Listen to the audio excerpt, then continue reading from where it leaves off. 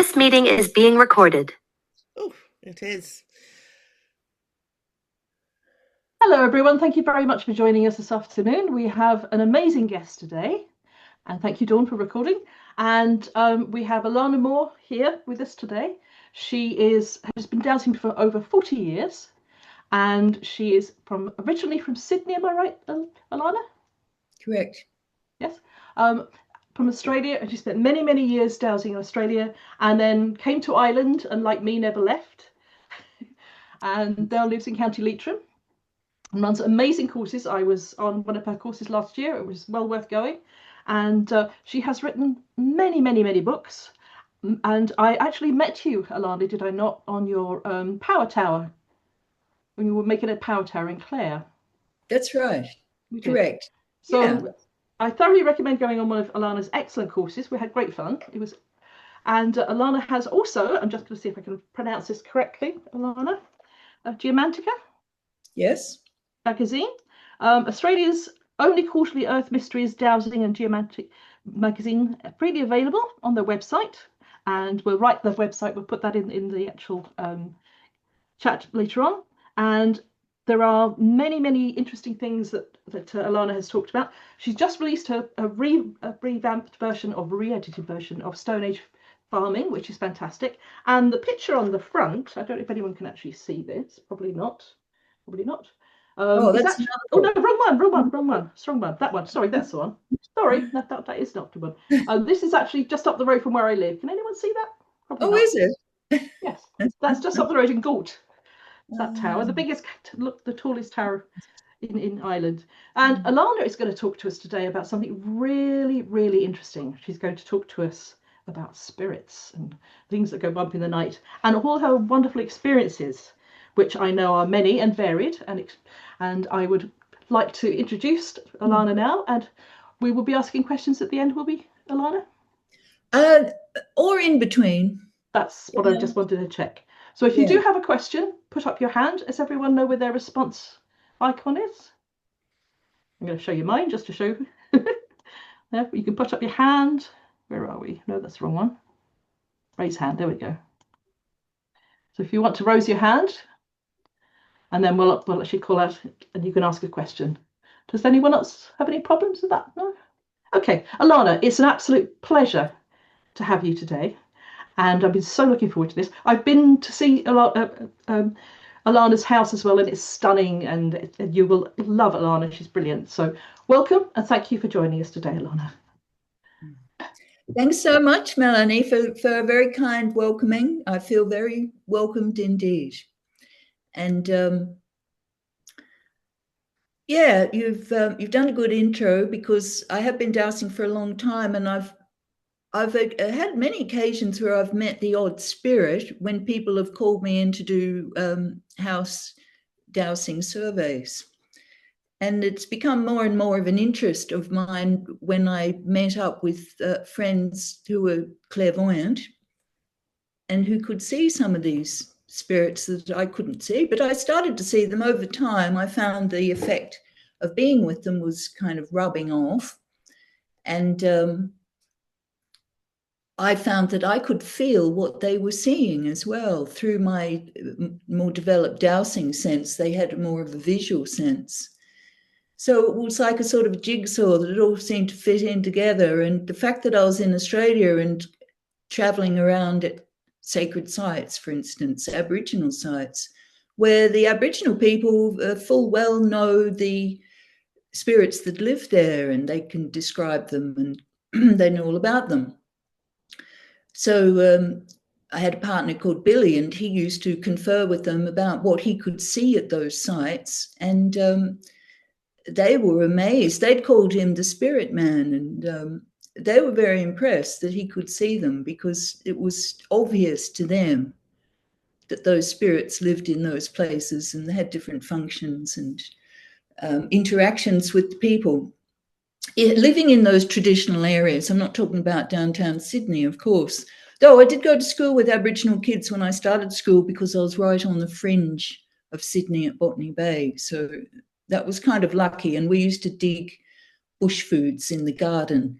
in the yard at lunchtime when we were hungry, we'd be nibbling on little grass roots and things because kids are always hungry. So I thought, I'm always talking about power towers because that's a subject that most people want to talk about, but I get sick of saying the same thing all the time. So I thought maybe it might be interesting for the House Healers Network to consider all the different sorts of spirits that might show up when you're checking a house out, because there are so many different things happening on the other dimensions that we can't always have a sort of a stock response to them. And I've had to learn the hard way and make all the mistakes and clear places that shouldn't have been cleared or didn't do an adequate job. But, you learn from your mistakes, and there's always room to learn more. So now when I do house clearing of spirits, it's usually fairly efficient, but of course it didn't start off that way. But I have been in the game for a while. And it's a fascinating thing because the dowsing opens it all up to all sorts of understandings where rather than if you're just looking at them, you can sort of pose questions and that sort of thing. So anyway, I came up with this list of different sorts of spirits because as I've been living and traveling around different parts of the world, there's sort of different priorities and different traditions. And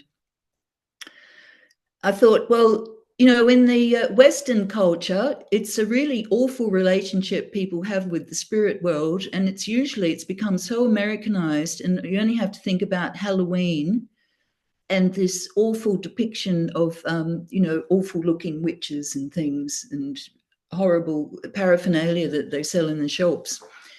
And then I've had also people coming to me, and they probably come from very Christian background, and they'll be at one of my workshops and they'll say, ooh, nature spirits, they're a little bit scary, evil, but whatever. And usually I say, no, I think people are the worst, the scariest things around. It's humans, not spirits. So people have been taught to fear any sort of spirits. Hollywood has just sensationalized the whole thing. And plus this American approach to Halloween, which is not the original way it was celebrated at all. And so rather than, to realize and see through this as sort of hysterical smokescreen that people have put across the world of spirits, we'd need to get real. And so I'm going to start the list of spirits that you might find in a house. Could be ancestral spirits. Now, if your old granny is very, very fond of you, she may be so attached that she won't want to leave the family, the children, whatever. And after her death, she's going to hang around the family home that generations of that family have lived in. And she's going to bestow blessings on that family. And so that could well be a beautiful influence on that family. Now, that was not a typical scenario when I was growing up in Australia, because people didn't have that intergenerational connection to the land through the multi-generational farms that I now live in amongst in Ireland. So they can be quite crowded. Not many houses I've doused in Ireland, I must say, but the farmhouses around here that I've done a few dowsing jobs on, I was blown away by the number of spirits, but I think they are all ancestral spirits. But it seemed a bit sort of thick and heavy and dense and clammy. And so my instinct was to clear them on, but, ask them to move on. But I think you have to be very, very careful and diplomatic in that situation. There'd be like one place I went, the father's favorite seat by the fire. Yes, he was still there. His spirit was there at his favorite seat by the fire. Of course, why not? And then the grandma that my friends in Germany who organized my workshops, and they published the Nexus magazine there, and her grandmother just died. And I went to the house after, and I said, oh, I'm here for a little while. I can do some dowsing. I'd be interested to check the place because it's a very old, multi-generational family home in a little village in Germany. And the children were playing in one room, and suddenly I said, oh, Grandma's right here. And Grandma got a surprise. And of course I wasn't expecting to find Grandma because I always have a blank mind. I'm not expecting anything, but it's like, oh, Grandma, here you are. Later she said, oh yes, that's the position where her bed was, but now it was where the kids were playing. So Grandma was back in her old bed place, but Grandma got a bit of a surprise. But Grandma must have had a little think after that, because after I checked out the house and told them I was very impressed that they had no geopathic stress, even though I could tell they'd had it in the past, but they'd put a very expensive gadget in the basement, which had stopped all the rising damp and the geopathic stress and cost 10,000 euros. But it did work. It did work. Yeah, I've seen them advertised. It's pretty amazing. Anyway, after all that, I sat down to have a meal, and then suddenly it was like, oh, Grandma's coming into the room. Oh, Grandma has a message. Grandma loves you all so much. That was Grandma's message. The feeling of love, it was absolutely beautiful. It nearly brought tears to my eyes. Just the feeling she poured out on that family. So why would you not want to have that grandma in the house? So be very careful if people have a sort of a stock response and say, oh, spirits in the house, they're trespassing, that's my house, we have to get rid of them or whatever. You know, you have to be very careful about whether it's appropriate or not. And now one problem in Ireland that I've found is it's a very Catholic country. And so the culture here causes the spirits to be more housebound than ever, I would say, from observation of over 10, 20 years, in that, they're constantly being remembered. There's commemorations, there's tending the grave, maintaining the graves, visiting the graves, blah, blah, blah. And they're constantly keeping the spirits around. So this could be why there's so many of these ancestral spirits in these homes that are checked out.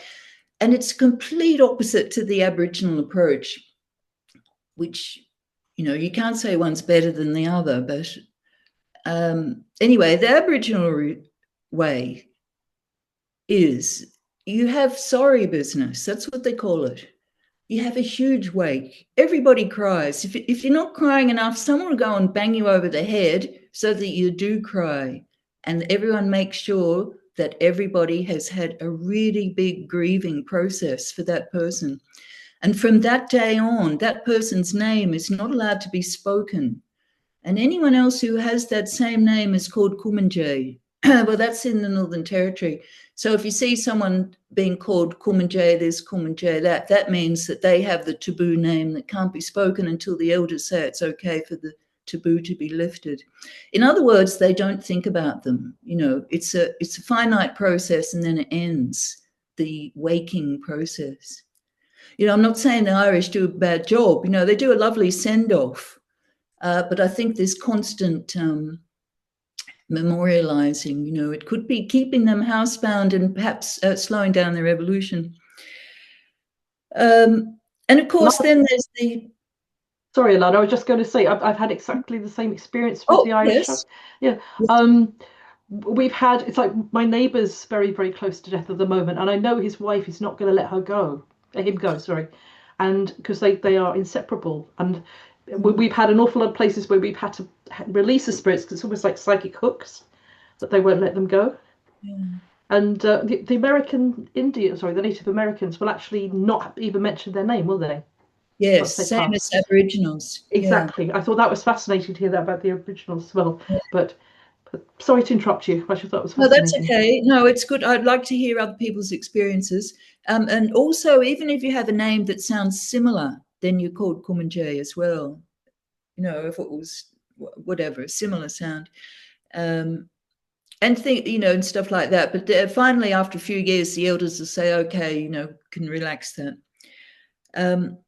But what is more the normal thing if someone's called me in because there's a spirit problem is that it's not their ancestor. They've moved into a house and someone who was possibly a very nasty person is, as a spirit, is inflicting themselves on them. And of course, that can be very uncomfortable. Of course, I've had that happen to myself. I remember, long ago, over 40 years ago, in the old historic mansion I lived in Sydney, because my parents and grandmother were involved with the local historical society. So I got to live in this crumbling mansion house. And it had a very heavy spirit in it, but it only attacked women when they were in an emotionally unsettled state. And so I didn't have a problem, but I had a young couple come and visit me, and they'd been having an argument. And in the morning, they all looked sort of pale-faced and took off.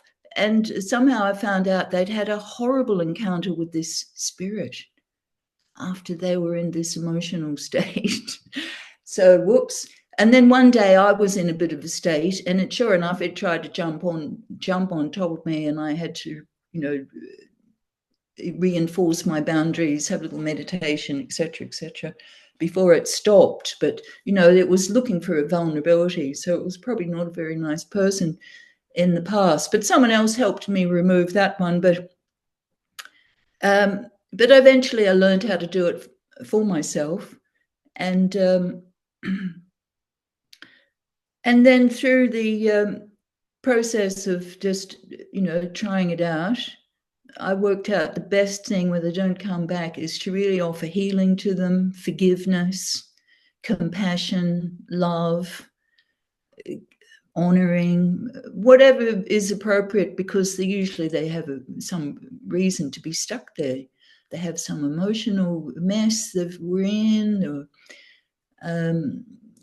they feel shame. I mean, Ireland, it's classic, is the feelings of shame. And I've read a lot of the folklore here, and some people's spirits wouldn't go away and evolve because they owed money to the shoemaker and they hadn't paid their debt off, something like that. And then finally they got the message to the wife, the spirit, and then she pays off the person who they owed money to, and then the spirit's released. So, woof, phew.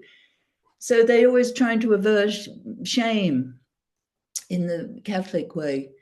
So there are many reasons why spirits are hanging around, but I think we need to be respectful of them, and come from that place of strength and acknowledge their spirit, and tell them their ancestors are waiting. That usually works. Sometimes I hear their name being called. And then you can call in the angels and they'll do the rest. And often I hear it would be like a pop, and they're gone into another dimension, and then it's all good. And now another time a spirit of a dead person might be in your house, might be just briefly, and that's when somebody dies that might be family, might be a friend, and they might just come and say goodbye. And that happened recently with a local historian friend here. And I knew he was sick. I read in the paper, because he was a local councillor, he had to step down because of illness. I read it in the paper, and I felt very strongly to write an email where I just wrote all my appreciation for all of his work that he'd done in the council, trying to help all the heritage buildings and monuments to be looked after, and very caring counsellor for all the people. And then he'd shown me around different places for my research for my book that I'm working on now about local sites. And I just wrote this email full of appreciation and gratitude to him. And then I read in the next paper that he died. So, and then I realized, I'd seen this spirit standing by my bed, but it was just staring into space. But I thought, I vaguely know that, but I think in hindsight, it must have been Des. On some level, he got that email, and he was just, checking in with me on the way out, because he appreciated what I was doing. I was keeping a lot of knowledge alive that he'd accumulated, and I'll be putting that into my next book as well. So it's not always bad when you see a spirit that might just be passing through. But then again, you might have your resident house spirit, and that might freak some people out, and they might call you in and say, oh, get rid of this thing. There's a thing that goes bump in the night. Well, it just might be a kindly house spirit, for all you know. And in Russia, they were traditionally called the domovoi. And when you moved house, you'd invite the domovoi with you, and you might offer it some nice food or something. And, you know, you really wanted it to follow you to the new house, because if you had like a brand new house with no domovoi, wow, that wouldn't be good. And so there are many, many folk tales from Russia that have stories about the house spirit. There's another great book that a German woman wrote, Verena von Stael, I think her name, House Spirits and What They Say. I think it was something named like that. And she was very clairaudient. So she made good friends with Miller, he called himself. And he was originally an oak tree spirit who'd moved into a house 300 years ago when it was being built, and the form of the tree spirit belonging to the oak tree of the front door. And my phone never rings, but now it's ringing. Hang on. Excuse me. Hello. Whenever that happens. Oh, sorry, I can't talk. Can you call me back? I'm on a Zoom interview. When there's a ping or a ding. Can you ring me back at 5? Thank you. Bye. Sorry. Very get my hot water fixed. Sorry. Now, where was I? We're talking about happy spirits and house spirits. And I haven't had hot water for a month, so that was the engineer, and they're very hard to get. But anyway, he'll ring me back. So I was talking about what spirits? House spirits, and how positive, having a positive house spirit. Yeah, so this house spirit had come in with the front door made out of oak wood. Alanna, sorry, Dawn's trying to interrupt you there. I was just saying, isn't it interesting? You're talking about house spirits, the phone rings, and it's the engineer to fix your hot water. Exactly. Can't make this stuff up. Well done, Dawn. It's all good. See, very rarely does my phone ring, but it's okay. I don't mind if it's an engineer, but I'm not a phone person. Anyway, after the tree spirit, see, the tree spirit can leave the tree. It's on a different, as Marko Pajaknik, the Slovenian geomancer, said, they're on a different path of evolution to the actual tree. They're kind of more highly evolved than the actual tree. So they can leave, and they do when the tree is cut down, and they will then inhabit the timber in the house, as this one did in von Stael's book.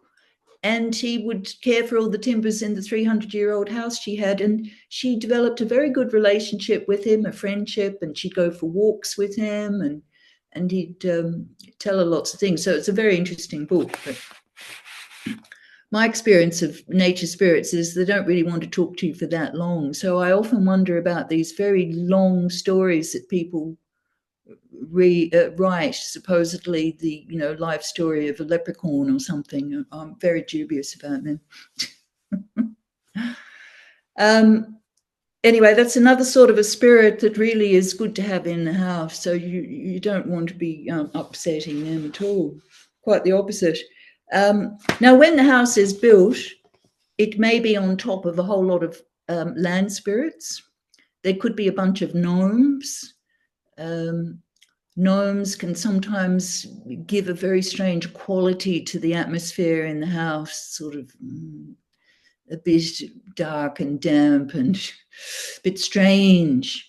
They're not friendly, they're not great with people. There's nothing wrong with them, but they're just a very strange energy in relation to our energy. So you don't want them impinging too much, but to just keep a healthy distance and respect. I had a neighbour who was doing some bathroom work in her very old Irish cottage, and involved a lot of digging into the ground, but everything was going wrong, because I knew that, not because she told me, because we weren't that friends, but my friend was working in the bathroom, was telling me, it was all going wrong. And when I tuned into it, I realized there was a very unhappy gnome very upset about all this noisy, destructive work going and things, rocks being moved and big boulders under the ground being moved. Very unhappy and causing a bit of a problem for people, making the workmen probably hammer their toes or whatever. And I was dying to tell her, and she knew I'm a geomancer, but she never asked me. And I learned a very big lesson with this particular case, is that I was at a party at her house, and her visitor asked me what I did. And when I said I'm a geomancer, she said, well, what do you think of this house? And I spilled the beans, but I shouldn't have, because it got back to them. And then I was in trouble because I'd been telling people that there was bad spirits in the house. So you see, you should never stick your nose in if you're not invited. It just made them upset with me.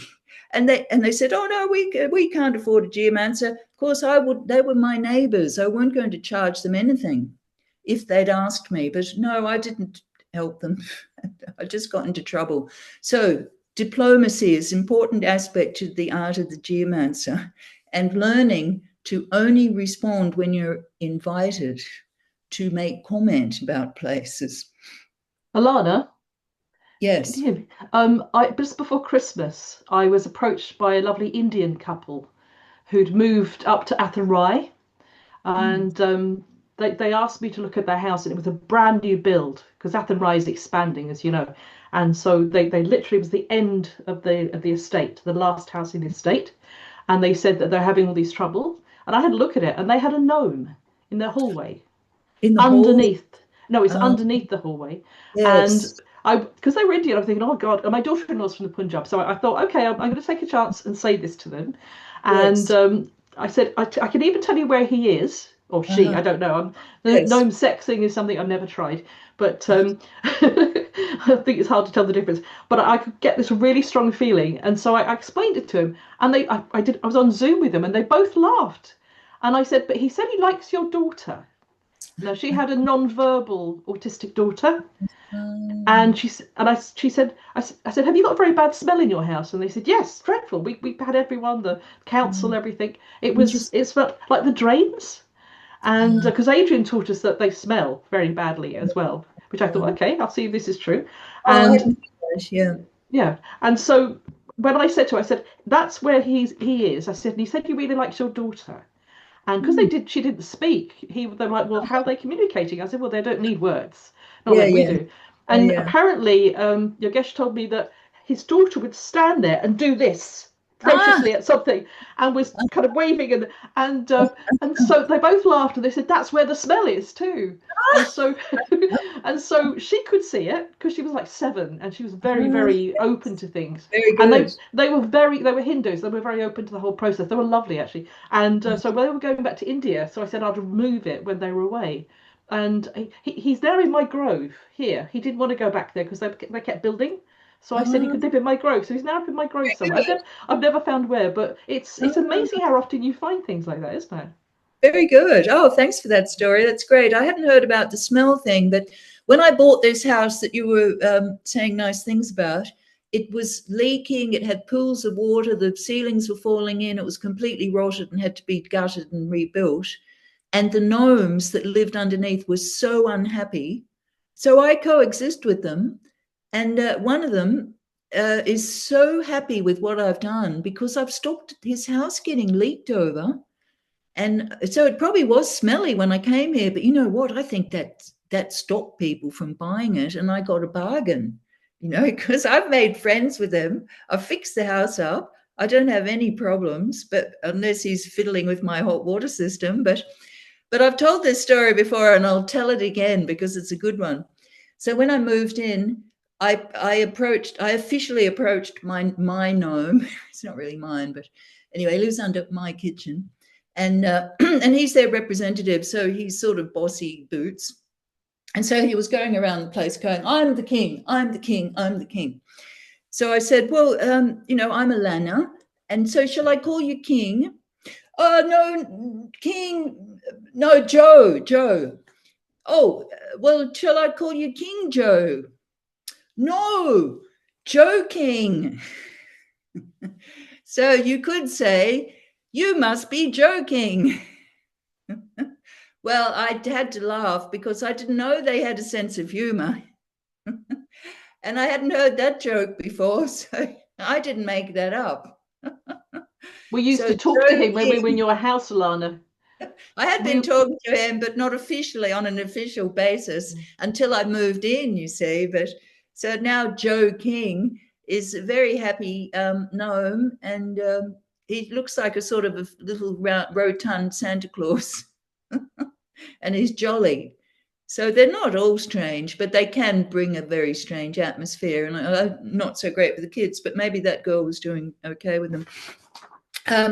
Anyway, some places in Australia are actually built over sacred sites, and then you have real problems there with guardian spirits and that is going to involve maybe not just you, maybe a group of people to have to work out what to do, but apologizing is good, saying sorry to the land. Yeah, you didn't make the plight that they are in, but you just go through the act of saying sorry, offering forgiveness, on behalf of the human race. And that goes a long way. But of course, every case would be different, but you could get some pretty nasty things happening if it was an sacred site, because, yeah, they often have guardians, and that's their job to kick up a fuss, I suppose. And then sometimes you might just have transients coming into your house that in the form of nature spirits that have somehow come in on a bit of something natural you brought into the house, flower fairies, or somehow fairies come in and air elementals come into the house, or maybe some cranky little nature spirits because your neighbor has cut down some very special trees and there was nature spirits associated with them. And so these things moving around, they don't have to stay in the house, but I did have to shush one out the door and open the door for it recently in Australia because the building was all metal, and it's not going to go through the metal wall because metal interrupts their energy. So I had to open the door and, encourage it out the door, well away from the metal bits. And then sometimes I brought in, I very rarely pick flowers, but I had some very special blooms. They were like huge Banksia blooms in Australia. And I was so proud of them. I'd waited years to get them in the garden. But when I brought them in the house, they brought the little flower spirits with them. And then I realized the next day that they're all whizzing around the ceiling and like, oh, where am I? I don't want to be here. So I had to get one flower and say, will you please come and sit on the flower? And then take it out, back to the garden, back to the Banksia tree, and put them back too. But then some people accidentally bring them from holidays. They get attachments because they're very sensitive and the nature spirits like them. So you have to watch out for that too. So question, comment? Was someone asking a question just then? Yeah, I'm having technical difficulties. I can't find where to put my hand up, and I'm having a hard time finding the buttons. So sorry, guys. Okay. You there? You may have explained this better, and I didn't catch it all. But you said something about metal disrupting their energy and their strengths. Could you tell me a little more about that? They're encased in like a metal room that it won't be able to get out. So then you like open the door, let them out that way. If it was timber, they just go through it. Yeah, metal interrupts their energy. So. Yeah. Like it does with the fairies, with the Irish fairies. Well, these were Australian ones that I'm thinking of. I was just down in Australia a few months ago. I met loads of giant spirits and a few fairies when I was there. And I write about all this stuff in my Geomantica magazine. So this talk that I'm giving, I'm going to write it out a bit more and put it in the next Geomantica magazine. Brilliant. Yeah, so sometimes people are a deva magnet, deva, catch-all phrase for nature spirits. And so watch out, you might find your house is a bit crowded after you've gone on holiday and they've all come home with you. You might have to just be aware next time and just say, look, guys, really, you belong here. I'm going home and see you later. But then again, sometimes you might need a nature spirit. Now, at the beginning of this century, this millennia, we had the millennial drought in Australia and it lasted about 12 years. And that's when I've had my first dream farm. Well, as you could imagine, it was slightly nightmarish because there was no water, hardly any rain. And when I was teaching a lot in New Zealand, I'd go twice a year then, over 20 years ago now. And it's always wet in New Zealand, and I'm often teaching at the Theosophical Society, and I'd stayed in their amazing headquarters in Auckland, where it's all built in 1890 timber with amazing stained glass and symbols, of theosophical symbols. And then they had their crusty old books in the library that are over 100 years old, and they had to have dehumidifiers on all the time because of the damp atmosphere there. So I spontaneously invited a water spirit to come home with me. I was just walking down the road and I thought, oh, there's a water spirit. I think I'm going to invite it home. So it wanted to come. I said I've got a job for it. And I sort of tucked it into my aura, my energy field. And it was a bit perplexed on the flight back to Melbourne. And it was sort of pulling faces, and I sent it a kiss, and I liked that. Anyway, when I got back to my little farm, it was all dry and horrible as usual, and hard, rocky ground. And so I got my power tower there, and I said to the water spirit, how about I put you here and you can be stationed in the power tower? So yes, happy to do that. Within days, the clouds started to gather, the rain started to fall. There was a beautiful green haze over the ground within 10 days. I remember that. That was a long time ago now. It was fantastic. So that was worth doing. Now, I'm always interested in the combination of geomancy and spiritual appearances, because my I suppose initial training ground as a geomancer was inadvertently through my life experiences when I was 14 and moved to the new house in the family home, and I was sleeping on a big vortex. Ooh, it was horrible because weird things happened and I didn't know why. And it was a vortex, a geovortex, and it was a portal for spirits to come and go. So it was all very well out in, on a sacred site or something, but not underneath your bed. So I suppose I was meant to have that experience so that I could help people avoid that in the future. But if you have a vortex in the house, if you have a fairy line, otherwise known as a magnetic current or a dragon line or whatever you want to call it, you could be inviting, or it will be inviting spirits to move through the house, either on a linear path or on an upward and downward coming and going trajectory. So unless you do something about the geomantic patterns in the house, you might be able to ask the spirit to go today, but there might be other ones coming back another time. Now, some people talk about shutting down a vortex, but that sounds very unfair to me. It's not ethical. I think you have to relocate them. They have a right to exist. And I think as a dowser, a geomancer, I look for an alternative location that might be suitable and acceptable to them. I might dig a little hole and bury some special things, stones and things in it. And then I might sort of shush it along very slowly, shushing it with my hands, moving along slowly, until it gets there. I've had to do that a few times, and I don't know why, but there was a few of them in Malaysia where I used to do a fair bit of work when I was traveling in between Australia and Ireland. I'd be stopping in Malaysia yearly sometimes, and I don't know why they had so many vortices in the house. Wow, talk about sweating in the tropical muggy climate. Oh, it was like on the equator. Like I'd just be dripping. So it's a very intensive job moving a vortex, but you can do it. And you need to talk to them first, prepare their mind, and as I said, find an alternative location for them.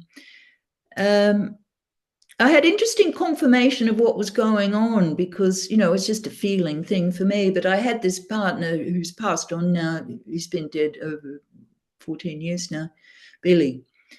And he was there with me when I moved on one occasion, moved one. And it was at the Steiner School, the Canberra Steiner School in Australia, and they wanted to build a new kindergarten building, but there was a geovortex there on the site. But the architect said to me, that is the best spot. Sorry, what can you do? We can't move the building. So I said, no worries, I'll move the house, I'll move the vortex.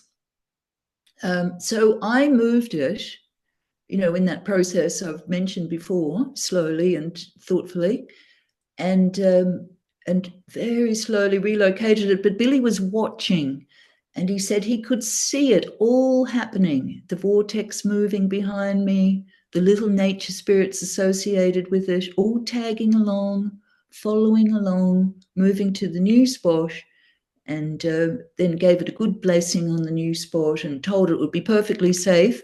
And so everyone knew about it. The architect was there, because you can't have people coming and then putting their metal shed on the spot.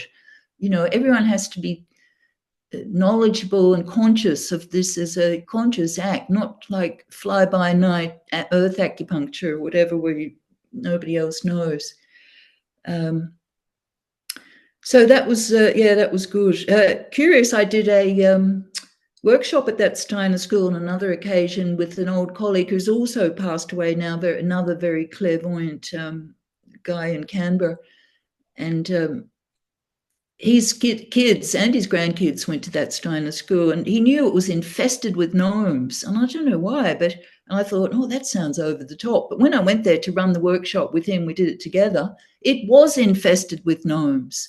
And they'd be all clamoring around at the doors and they wanted to sort of, some of the energy of the children to rub off on them as they walked past. They got a thrill from the energy of the children. But what effect they had on the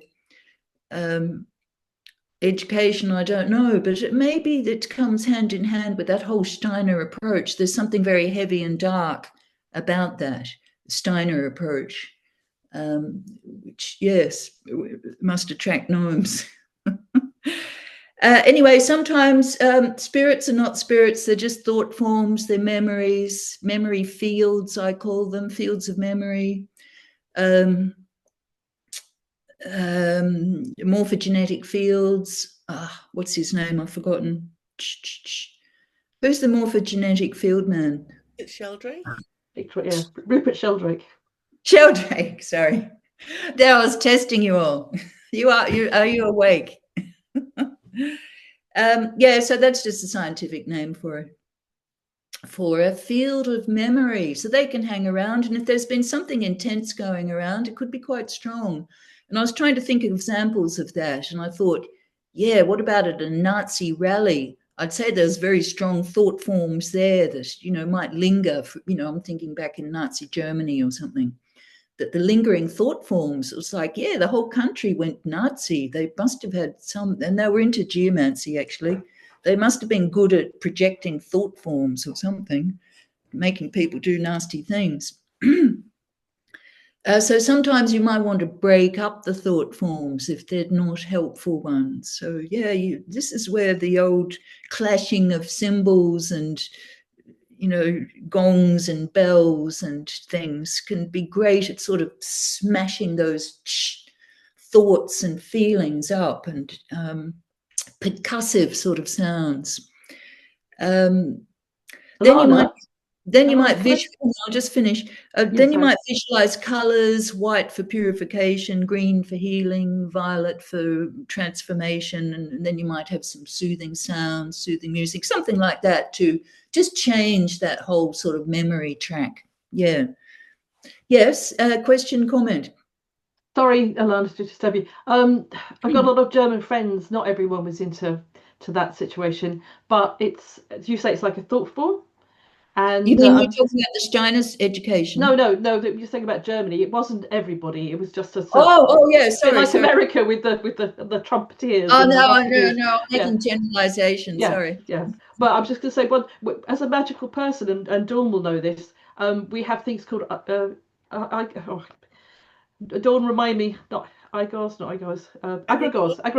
Thank you. Sorry, I'm tired. I've been driving all night. Egregores, which a lot of companies will actually create that as a thought form. to actually create. It protects a magical organization or a company, and those things actually can be quite positive if you know what you're Well, they doing. could be. Yes. No, I was just saying, if it's not a helpful thought form, you might have to break it up. Yes, exactly. For instance, I used to teach in a courthouse, an ex-courthouse that became a community centre in Australia. And you can imagine the thought forms there, and especially standing in the dock and the prison cell. They were very heavy, but it was great to do workshops there because it was like first-hand experience for the students. And we got beautiful feedback from the people who were singing in the choirs in that space afterwards. Wow, they felt like singing a whole lot more afterwards. So it's beautiful when you get feedback like that. And I love doing community geomancy work, but I wish I got more opportunities, actually. Now, there was just one more category I was going to throw in. I'm not going to say much about it, but there are alien spirits out there. So you might, I don't know about in the house. I found them in backyards in high energy volcanic areas in Australia a couple of times. But apart from that, that is my world roundup of what you might find in the other dimensions. But I'd love to hear if you've got any other contributions to this, because as I said, I can expand on this and write it up in an article. I just think we need to educate people better about spirits because, as I said at the beginning, they have this strange idea that there's something horrible, and when most of the time they're not horrible, you could say. Yeah. Thank you, Alanna. That's amazing. And I'm sure we've got lots of questions. Okay. Does anyone put their hand up or call out for a question? You stunned them into silence, Alanna. Oh dear. Do you think they've fallen asleep? No, they haven't. They haven't fallen asleep. Definitely not that. But it's interesting you're saying about thought forms because that's something that people come across all the time, and they're not always sure what they are. And the first reaction is often fear.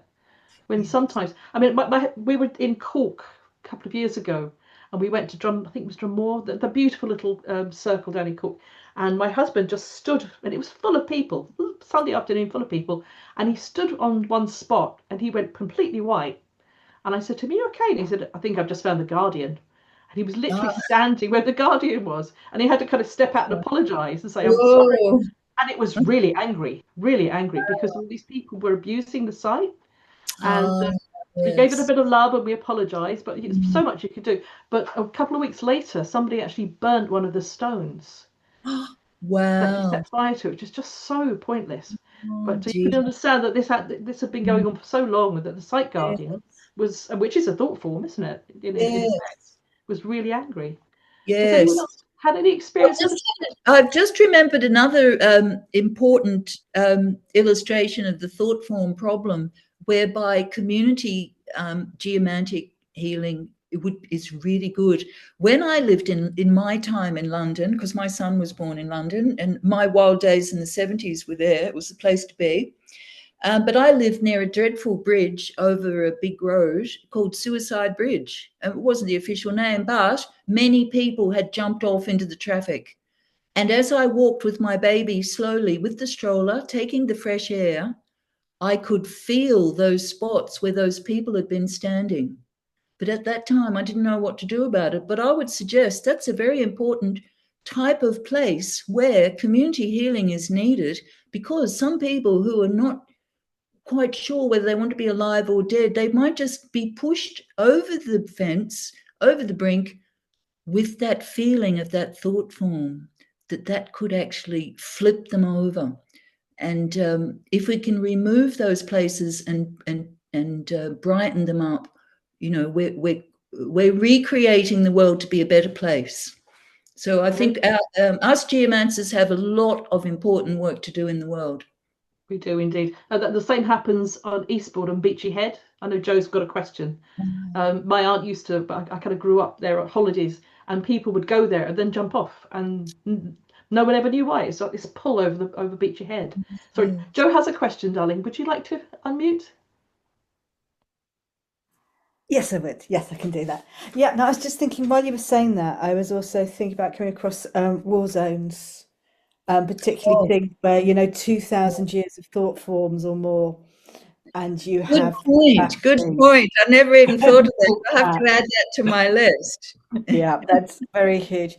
And I was also thinking about cars, and I wondered because I I'm driving a car at the moment that basically would break. It's working now, but it would break down about an hour and a half away from home.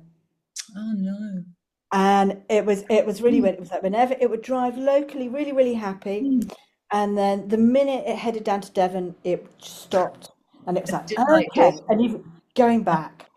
And I was thinking, okay, right, let's do a healing on it. Let's see what we've got. Very interesting you're saying about the metal, because I found that it was quite full, the car. And the elemental I was chatting to was saying that they get car sick. And they panic and they don't want to go too far. And I wondered if that made sense with anyone else, because I Oh, found that's it funny. lovely Yeah, at yeah, home and the car yeah, yeah. works now. I've done 500 miles without trouble. So, Oh, that's great. Well, thanks for reminding me about the battle zones, because it reminds me of a job I did in Ireland where the guy, he was a retired acupuncturist, and he was brainy and everything, but he wasn't making up stories, but he used to get beaten up by a spirit at night in his bed. And he'd wake up and it'd be like all over the place and in a terrible state. So I got there and I found that there was a huge amount of geopathic stress that was holding them there, but there were several spirits trapped from the War of Independence between England and Ireland, and they didn't realize maybe the war was over. So once I cleared the geopathic stress and explained a few things to them, he's slept sweetly in his bed ever since. Yeah, but that was a big job. Yeah. Well done. That was like 100 years of it must have been happening, something. That's incredible, isn't it? Does anyone else have any questions? I've got to see if there's any. That's a shame. Emily has to go. We have lovely. Oh, yes, she said she had to go. Yeah, just noticed that. It's funny you were saying about earlier with sadness and fear in Ireland. When I did Adrian's course 2019, and I started physically doing houses over here, and not being aware of the Irish kind of Catholic situation. The amount of people I found that wouldn't move on because they were gay. Oh, Now we curious. know that it's completely and utterly okay now, because we had the big referendum, and it was amazing to see it being, yeah, it's fine, everyone's fine. But They had reports from back then. Wow. this guy was been there 85 years, and he was terrified. He'd never been with a man, but he was gay. He got married. He'd had 3 kids because he'd had to, but he was so unhappy, and because he was thinking this. The impression that he gave the gentleman I was working with, whose house it was that he was terrified of moving on because he was going to go to hell. And so we both regaled him with all the newspaper cuttings. It was literally about a month after the big referendum. referendum. That's the word I'm looking for. Thank you. Driving all night, and he was so. We were chatting away to him. We had tea and we had a buns, and we were chatting in front of the fire. And then suddenly it was like, and he'd gone.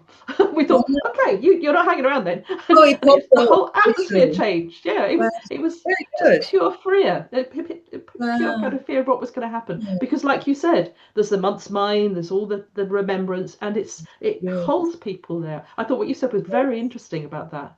So thank you for that.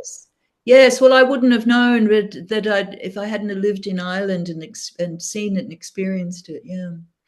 One of the things that I always think about is, I've been kind of working as a medium for about 30 years. I've never seen a Stone Age spirit.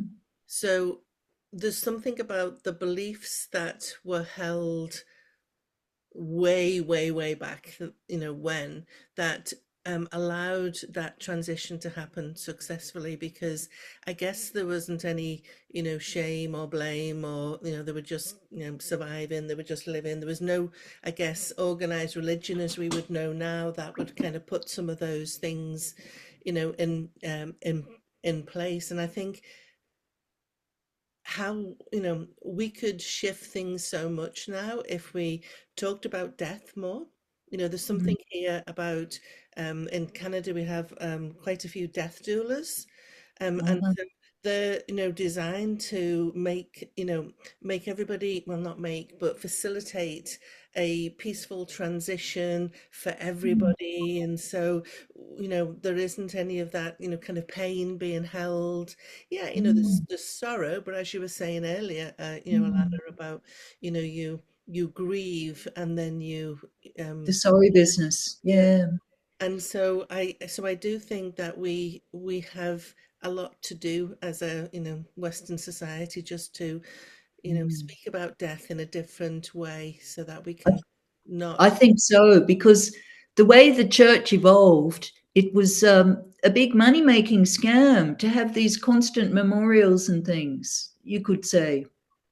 You know, they were making money every time. And if you wanted to go straight to heaven, you'd pay more and you could be buried closer to the church. This was what they did.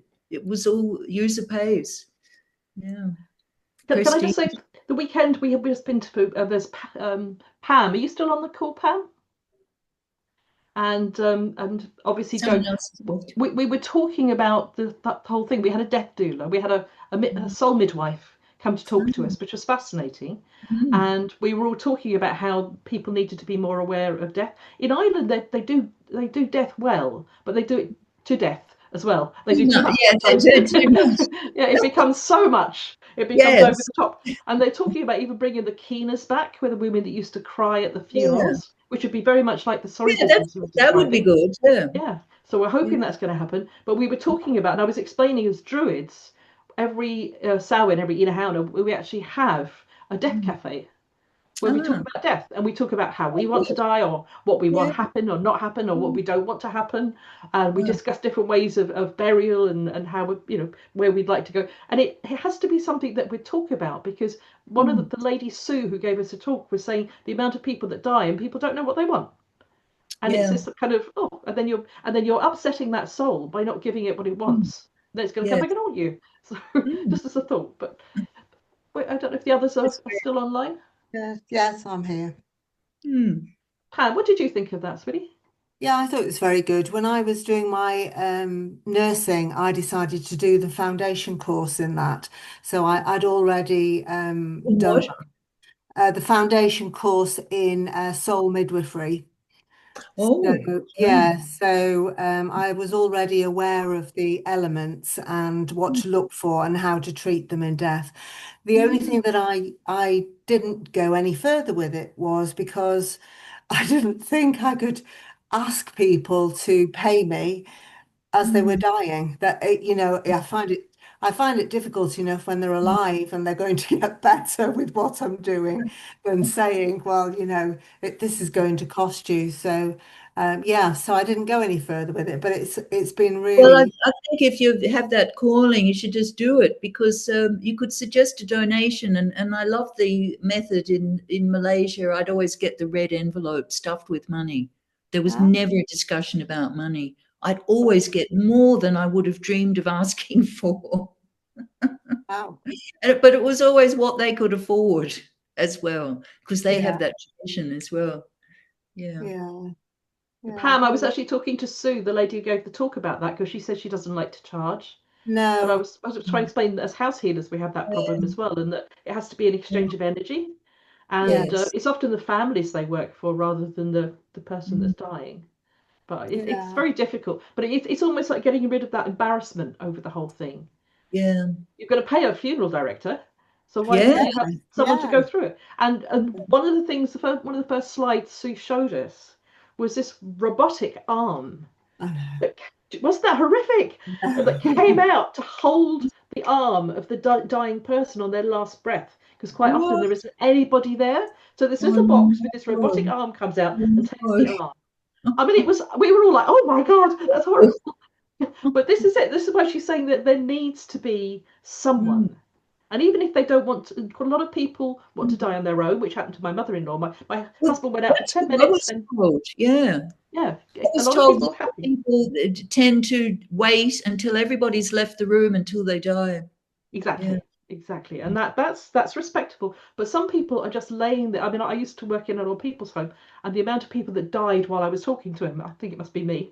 But I read some. I was 14, and some lady, they asked me to read her the newspaper, and I'm reading the newspaper, and I thought she was just asleep, so I tucked her in and gave her a pillow. She'd been dead for an hour, and they said, "Oh, you bored her to death." I was 14. I was terrified. I was convinced I'd killed her for years. But there's an awful lot of people that that have nobody there when they die. Yes. And so you don't know where that's going to. But it might be okay. It could be it might okay. be. Yeah. But in the case of my ex-partner, Billy, who was clairvoyant, he had dementia, and he'd forgotten everything he'd done in his life, and he was fearful of dying. He'd been in a nursing home for a while because, anyway, he eventually died, but only when his daughter said to him, "Dad, do you remember all those nature spirits you used to hang around with?" He said, "Oh, yes." She said, "They're going to be there for you when you die." And it was genius that she said that, because within 2 days he died. And she bumped into a mutual friend of theirs who was also clairvoyant. And so she was informed of his death. And she said, "Well, I'll just check in about that." And she did. And she said, "Yes, that is what happened. When he died, they came looking for him and they escorted him away, the nature spirits." And actually, that is traditional in Ireland. People say they've seen all their dead family members in amongst the fairies down the road in the village. That's many a story about the dead people. They knew the faces in the crowd of fairies. So it's quite a common thing. The other world is a mixture of all of these spirits, and they all help each other. So that's comforting. It is. If you It might have even no be religion. aliens. We might even get aliens if we're lucky. Right. Might end up on a trip of a lifetime or a death time. Excellent. But there's so much with this subject, isn't there? I mean, with spirits, because the biggest thing is fear, I find, with most people. They're frightened because they don't understand. When I first moved into my house I was about 17, 18, and I was told that it was haunted, and I thought, yeah, sure. They're just telling me that. And nobody would stay there. And it was haunted. It was haunted by two different things. One of them wasn't very nice, but one of them was a guardian spirit. And she was always dressed in Victorian kind of costume. And the house had been fragmented because it had been a big old Victorian house. They split into flats. So she was very confused. And my husband, before he was my husband, we were just friends, he was washing up in my kitchen one day, and he turned around thinking it was me in the door and saw her. We called her Gladys. And he was so shocked, and she was more shocked. I said, she's probably never seen a man wash up before. She's Victorian maid. But everybody used to see her, and my son used to sit and talk to her when he was 2. He called her the shadow. And so, people, sometimes what they're frightened of is actually a positive thing, like you said. So it's a matter of educating people that, you shouldn't always be scared. Yes. So, and, as I've worked with clients for 30 years who think that their homes are haunted, and when you go in, it is like place memory, or an egregore or something that they've created, or when you kind of explain that and kind of break that energy up, like peace is resumed, and it's not a spirit at all. I had a client a couple of years ago, and all hell had broken out in his house. There was things whizzing round, there was bumps and groans and all sorts of things. And so when I kind of talked to him and found out that every night he watched horror movies, I said to him, do me a favor, don't watch any horror movies for 2 weeks, but watch things that give you joy, make you laugh, and then come back and tell me how things are. And he said, it's a miracle. Everything's down. And I'm like, well, there you go then. My job is done. So he was projecting. That's amazing. We have the lovely Tracy has a hand up. Sorry, did you want to answer Dawn first?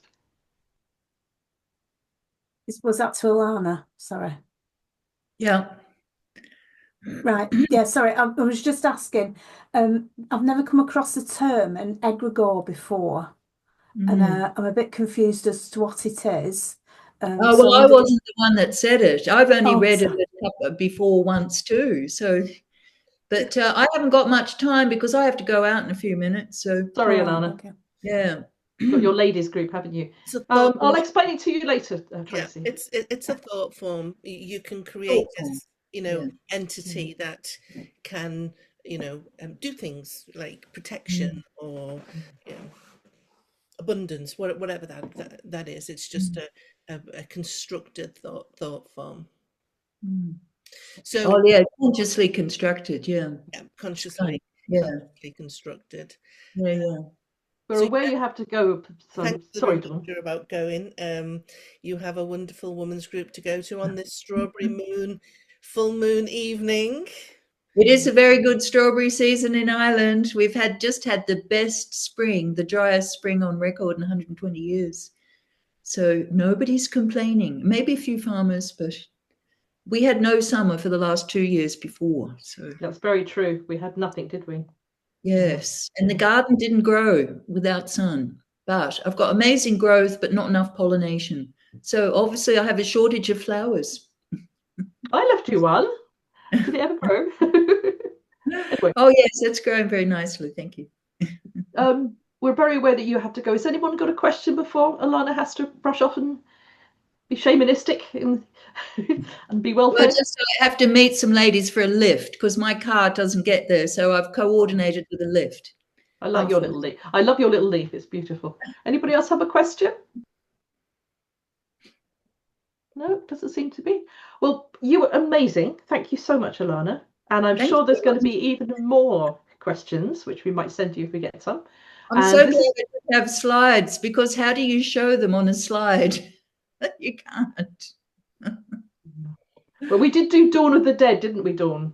Oh, I was going to have an ad break. Oh, All yeah, right, have an that's ad break. the latest edition of my book. So just remember, it's got a purple cover this time because I think Melanie held up the old edition, blue cover.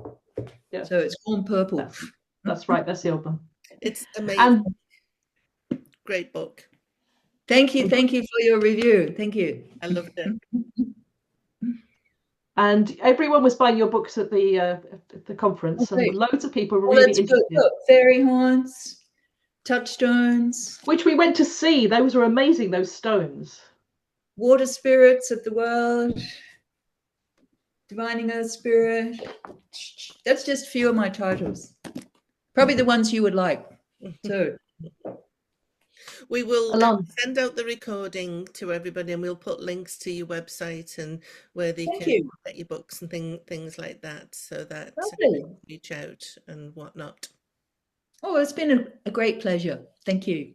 Thank you, Alanna. It's always a pleasure, and thank you so much. And give my love to your ladies. And have fun. Bye. Thank you Take so care. much.